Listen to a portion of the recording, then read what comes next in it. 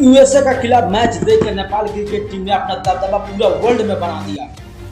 ऐसा दबदबा बनाया कि भाई वर्ल्ड में नंबर 1 पे आने वाला की टीम इंडिया का अगर नीचे और पाकिस्तान का नीचे कोई टीम आएगा तो भाई वो इंडिया नेपाल आएगा।